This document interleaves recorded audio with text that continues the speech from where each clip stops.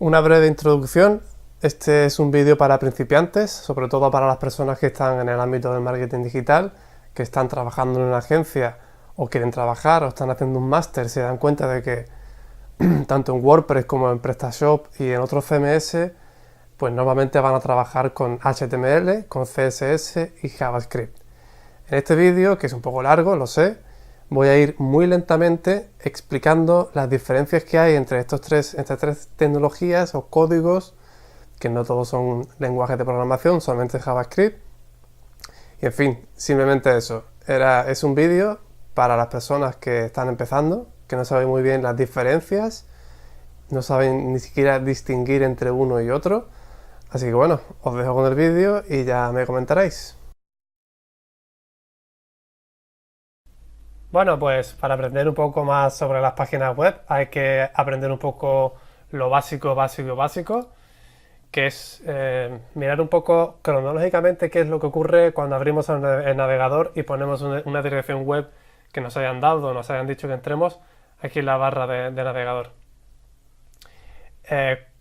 Internet, para podernos conectarnos entre todos, cada ordenador necesita una identificación única. Yo creo que muchas personas de vosotros ya habréis escuchado el tema de las IP, esto de aquí. Eso es un número conformado 1, 3, 4, 4 bloques de 255, en el rango de 255, que identifica a nuestro ordenador con respecto a todos los demás que estén conectados a internet. Cuando ponemos una dirección aquí, lo que hace nuestro ordenador es hacer una petición. Esta flecha lo que solamente está apuntando de internet para acá, pero esto es bidireccional. Cuando ponemos una página aquí, lo que hacemos es una petición hacia el ISP, que el ISP es el proveedor de internet. Puede ser Vodafone, puede ser Movistar, etcétera, la compañía que tengáis contratada. Y este ISP está conectado, que aquí no aparece, a unos nodos que lo que hacen es traducir el nombre que se pone aquí arriba, traducirlo a una dirección IP. ¿De acuerdo? Entonces, es simplemente una manera, esto de aquí es simplemente una manera de crear un nombre más fácil de recordar que una IP. Pero lo importante es saber que la petición se hace, este ISP hace una petición a un ordenador, básicamente. Normalmente no son ordenadores con pantalla, son servidores que no tienen ningún tipo de nada, son ordenadores de centímetros de alto que solamente están pensados para recibir y entregar datos, no para nada visual, ni juegos, ni nada de eso. Pero es importante saber esto, que nuestras peticiones al final van dirigidas a una carpeta en un ordenador muy lejos de nosotros, que lo único que hace es, como voy a poner aquí, es una petición a este ordenador, digamos, y lo que hace el servidor es entregar primero el archivo index.html. Ahora veremos qué HTML es exactamente y tal. Pero es básico entender eso. Estamos haciendo una petición a estos o los demás archivos que están literalmente en un disco duro en otro sitio del mundo. Bien, vamos a empezar con HTML. Esta es una página de prueba que he hecho y como vemos aquí, más de uno estará familiarizado con esto, pero habrá muchas personas que, sobre todo en el tema del ámbito del marketing digital, que sí, que quieren saber de SEO, saben de SEO ya, saben de SEM, saben usar WordPress, saben usar PrestaShop y tal, pero en algún momento se les puede pedir que hagan una modificación en una imagen concreta, que lo hagan responsive, que muevan una columna hacia la izquierda o un color que lo cambien. Entonces se pueden encontrar con un código como este. Y es para estas personas, para el objetivo el target de este vídeo. No va a ser un vídeo tutorial, no va a ser nada, simplemente va a ser una explicación muy sencilla de las diferencias entre HTML, CSS y JavaScript. HTML es un lenguaje de etiquetas, no es un lenguaje de programación. La diferencia es bastante clara y ahora os comentaré cuando estemos con JavaScript cuál es la diferencia principal. Pero básicamente HTML es como la hoja de un libro, por así decirlo, pero en el que no se ha hecho ningún tipo de estilismo, en el que solamente tienes el contenido y lo que significa cada cosa. HTML tiene un gran problema, siempre ha tenido un gran problema y a través de esos problemas ha salido a CSS y JavaScript, ¿vale? Cronológicamente, primero HTML, luego no estoy seguro si JavaScript o CSS, pero bueno, surgieron por problemas. El problema de HTML es que no es capaz, o lo hacía muy mal, de decirle al navegador cómo quería que se mostrase la información. Entonces HTML sirve para decir, oye, aquí debe haber un título. Bueno, esto no es, esto es en el real, pero bueno, aquí en cabecera, aquí tiene que haber una cabecera, aquí tiene que haber un menú, aquí tiene que haber una columna, aquí tiene... No, la columna, eso viene después de CSS, esto es de CSS. Pero básicamente, esto es un título 2. Esto es un título 1, H1. Header 1, que significa, le está diciendo al navegador que esto es un título más importante que este. Pero en HTML, aquí no hay nada que le esté diciendo al navegador nuestro que este título tiene que ser más grande que este. Entonces, lo que se hizo desde los años 90 por ahí es establecer una especie de consenso en cuanto a los estilos del navegador. Entonces, la mayoría de los navegadores, si tú no pones ningún tipo de CSS para modificar el estilo, van a verse más o menos igual. Pero el navegador no te va a añadir nada más extraño, te va a añadir un color diferente para los que son los links, los hipervínculos, como se llaman, que es para irse a otras páginas. Y te va a poner el tamaño más grande si sabe que es un H1 o un H2 un poquito más pequeño, pero no sabe nada más, no sabe colores, no va a poner nada de ello. Bien, no es un lenguaje de programación, por lo tanto, una vez, una vez que recibes el archivo, la página web, no hay ningún tipo de capacidad para decir quiero que esto sea de X manera en función de cómo es esta manera. No, pues es un libro escrito. Ahí no hay modificación ninguna y así se queda. Simplemente te están diciendo el contenido. Oye, aquí hay una imagen de un gato.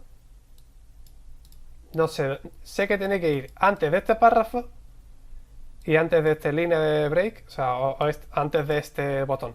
Simplemente el navegador sabe que ahí tiene que haber una imagen, pero como mucho, HTML sí que empezó a meter atributos en el que se podían modificar algunas cosas, como el ancho, poniéndolo en píxeles.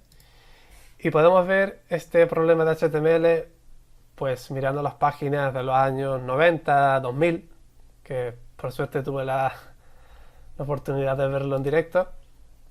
Y esto es un ejemplo de la locura que se hacía antes. Esto parece una página normal, pero no lo es. ¿Por qué? Porque aquí no hay ningún tipo de CSS. Y con HTML no se podían hacer columnas. Entonces, ¿cómo se hace aquí la columna? Pues de una manera muy, en fin, burda, ruda, que era usando tablas. Las tablas en HTML estaban pensadas para simplemente mostrar información en la que se suele presentar como una tabla. Números, poco texto, poco más. No estaba pensado para organizar en columnas una página web. En este caso tenemos 3 columnas aquí, que está hecho por columnas de una tabla. La tabla se ponía más grande, más pequeño. Era una especie de hackeo del HTML para poder conseguir que el navegador tuviese una manera de mostrar la información como nosotros queríamos. Entonces los desarrolladores en esa época tenían mucha creatividad para conseguirlo, pero esto es una locura, esto ya no se hace, evitarlo a toda costa, usar las tablas para esto, las tablas no son para eso, y esto ya ha pasado a mejor vida, afortunadamente. Aquí vemos una columna, otra columna, en fin. Esto es de los años 2000. Bueno, para solucionar ese problema surgió CSS. Os voy a poner aquí un ejemplo. Activamos el CSS. Y el CSS, antes de colocarlo, quiero que veáis aquí en HTML cómo algunas cosas tiene algo que se llama class. Cuando ponemos class y el signo de igual y un nombre, ponemos aquí cabecera, estamos etiquetando. Esto de aquí, div, es imaginaos un cajón pero invisible, un cajón que sirve para decir, oye, esto es un cajón que lo voy a rellenar como a mí me da la gana, pero no es nada concreto. Para el navegador esto no tiene ningún tipo de sentido, simplemente sabe que es como un cuadro, un recuadro en el que va a haber algo. Bien, pues a ese recuadro le estamos etiquetando como, oye, este cuadro tiene de nombre cabecera. Y dice el navegador, vale, muy bien, no me importa nada, yo se lo pongo. Lo importante de esto es que luego, con CSS, que es un archivo aparte, HTML es esto de aquí, como hemos visto aquí, ¿vale? CSS es un archivo aparte. Que ahora no me lo muestra porque pone aquí como CSS, como HTML, que no debería. Voy a cambiar esto de aquí.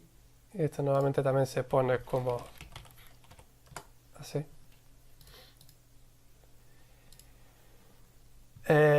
Es un archivo aparte. Por lo tanto, en HTML hay que vincular este HTML con el CSS que tenemos. Y cuando lo ponga, veréis a lo que me refiero. Boom, directamente. El navegador está cogiendo el estilo del CSS, de un archivo aparte del HTML.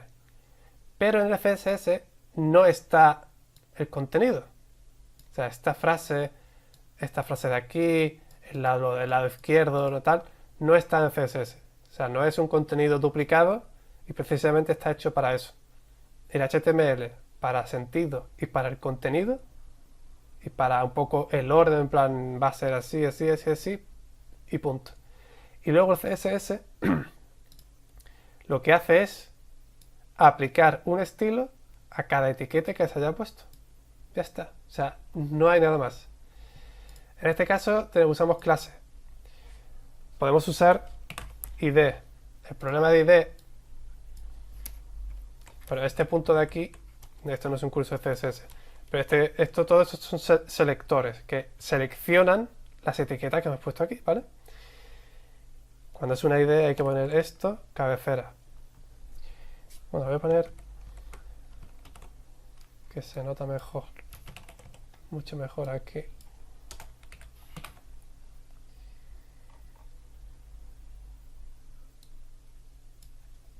Creo que aquí se debería notar mejor. Bueno, es que aquí tenemos... Voy a explicar esto rápidamente. Con este CSS, con esto de aquí, estamos haciendo una mención específica a la ID menú. La ID es única. No se puede repetir en el resto de HTML. Si se repite puede haber problemas o solamente va a coger el primero que haya en la lista. Mientras que la clase,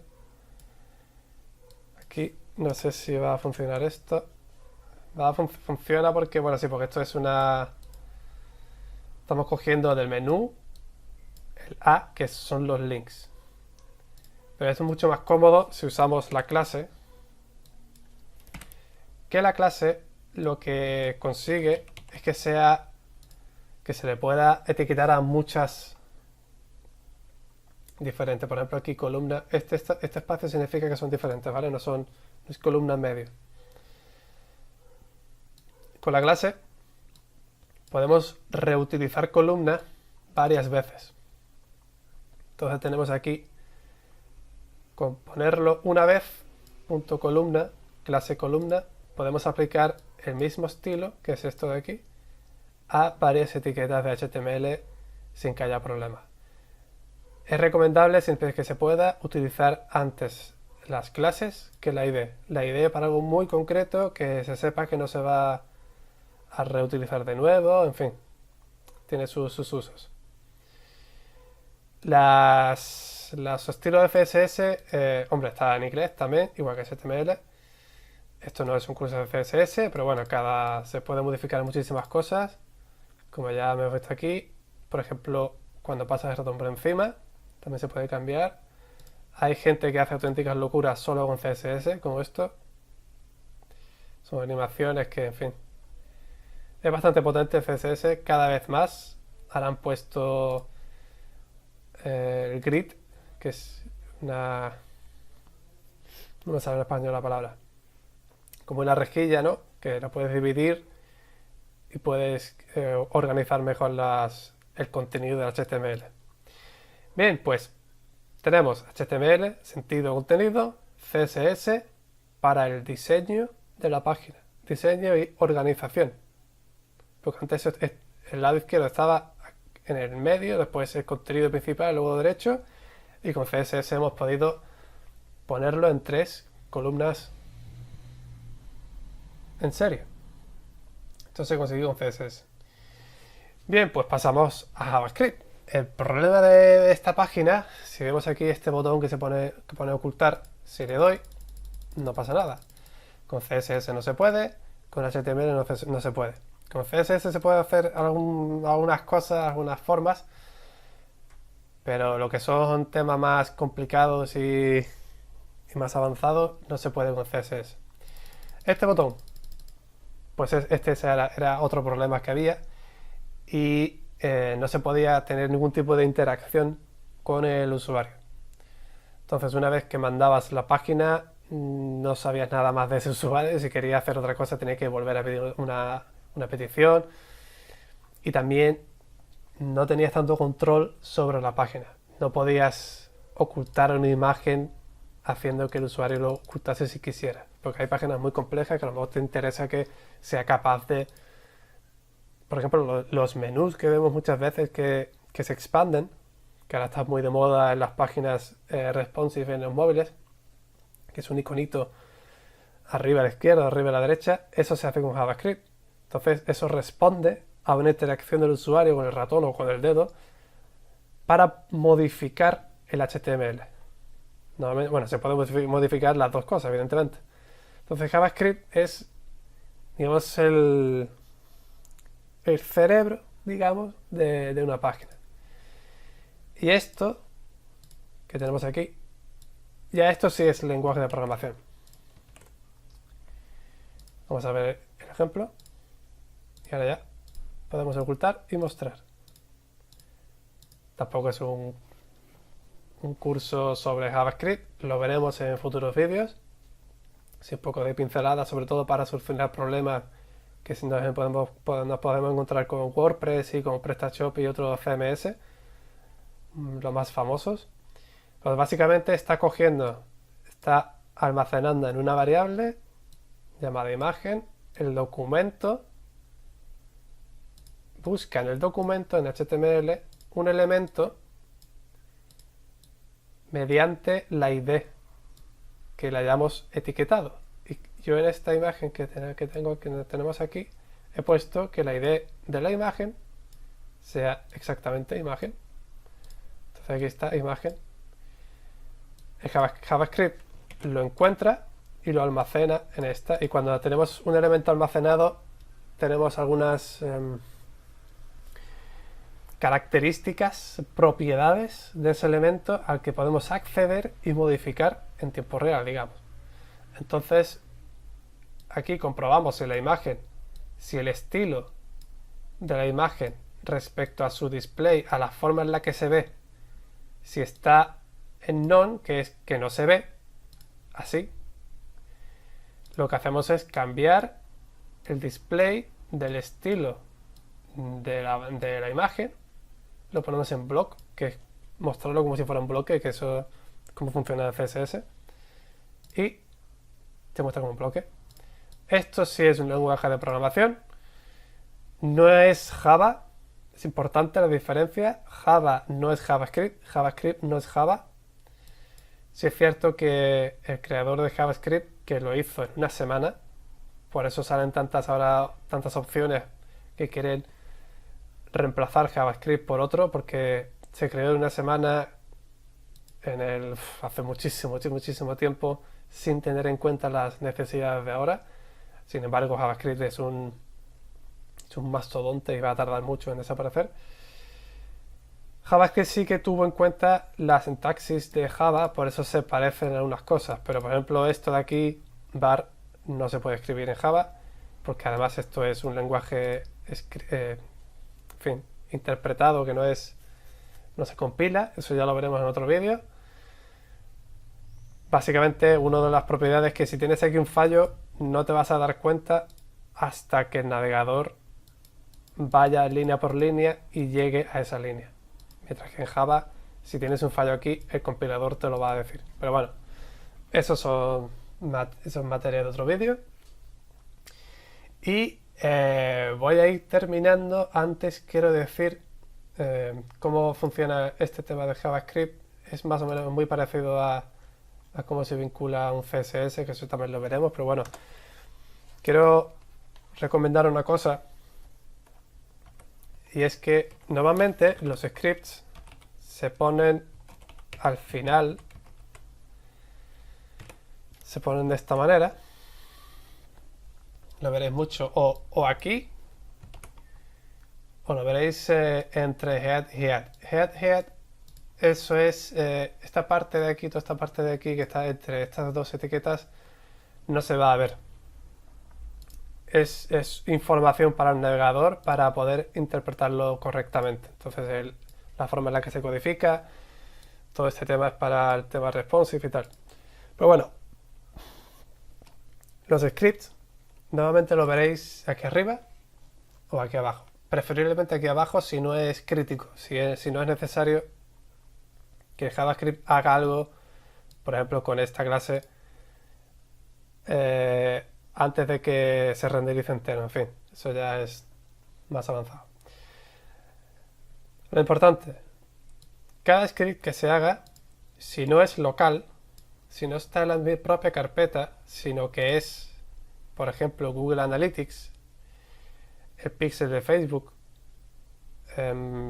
peticiones a frameworks de CSS y de JavaScript, que normalmente los verás porque te dirán que la opción instale el JavaScript no sé qué, y te ponen cómo se hace y te ponen el método CDN, esta parte de aquí, Content Distribution Network, creo que se significaba. Esto de aquí es una petición extra que tiene que hacer el usuario a este link para descargarse este archivito, que es básicamente un archivo JavaScript que se va a almacenar en el navegador. Entonces, siempre que se pueda es mejor descargar el JavaScript y ponerlo en algún lado en el servidor para evitar que el usuario tenga que estar haciendo varias peticiones a diferentes sitios o diferentes JavaScript, ya que esto va a ralentizar bastante, va a penalizar bastante. Así que bueno, esto es lo que lo quería comentar un poco de pasada para que lo tuvierais en cuenta, y si estáis en alguna agencia o algo y veis algo así, pues podéis preguntar. Bueno, el de Analytics creo que no se debería descargar porque hace falta actualizarlo y tal, y el pixel de Facebook tampoco.